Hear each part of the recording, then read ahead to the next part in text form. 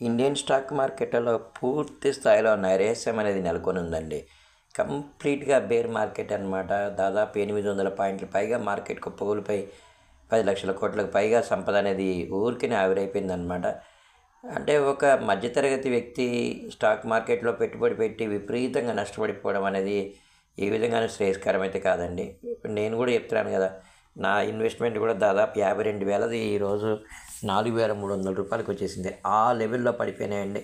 కొన్నవేవి speculative stocks అయితే కాదండి. అన్నీ ఏ గ్రూప్ స్టాక్సే కొన్నాను.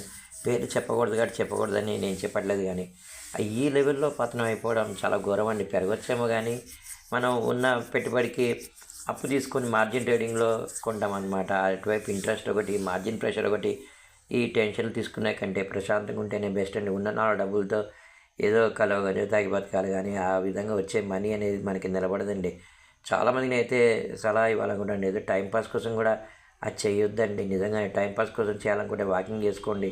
ఆరోగ్యం కాపాడుకోవడానికి ట్రై చేయండి. కానీ ఈ లెవెల్‌లో ఘోరమైనటువంటి పతనంతో ఆదుకునేవారు ఎవరు ఉండరండి. మనం చెప్పినా సరే ఇంకా తిడతారు కూడా. అసలు నన్నైతే చాలా ఎవరికి చెప్పుకోలేదు నేను, కానీ చెప్తున్నానండి.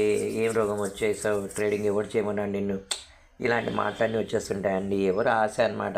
ఏం లేదు, డైరెక్ట్గా మనం ఇన్వెస్ట్ చేస్తే ఏమైనా రిటర్న్ వస్తుందేమో అని చెప్పి ఇంకా మనం ఇలా చెప్పామనుకోండి, ఇంకా చాలామంది మేము ఐడియాలు ఇస్తాం, ఈ ఐడియాలు ఇస్తామని చెప్పేస్తుంటారు. అవన్నీ వద్దండి. షార్ట్ మార్కెట్ చేయడానికి కూడా లేదనమాట. ఇప్పుడు నిబంధనల ప్రకారం అంతా కూడా మనం ఈక్విటీస్లో లాంగ్ వెళ్ళినట్లయితే, కొన్నట్లయితే పుట్ ఆప్షన్ కూడా ఒకటి కొనుక్కోవాలన్నమాట. ఇదంతా తెలియక చాలామంది నష్టపోతున్నారండి.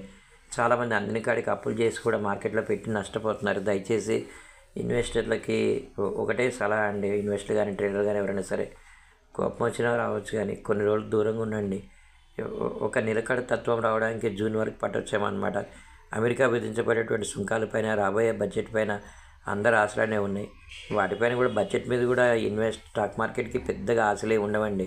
నెగిటివే ఉంటాయి కానీ పాజిటివ్ అయితే ఉండకపోవచ్చమని నాకైతే అనిపిస్తుంది అనమాట. ఎందుకంటే సెక్యూరిటీస్ ట్రాన్సాక్షన్ ట్యాక్స్ మనం చూసాం. ప్రతి ట్రాన్సాక్షన్ పైన జిఎస్టీ మనం చూసాం. సామాన్యుడు తనంతట తాను ఇన్వెస్ట్ చేసి రాబడి సంపాదించడం అనేది చాలా చాలా కష్టమండి.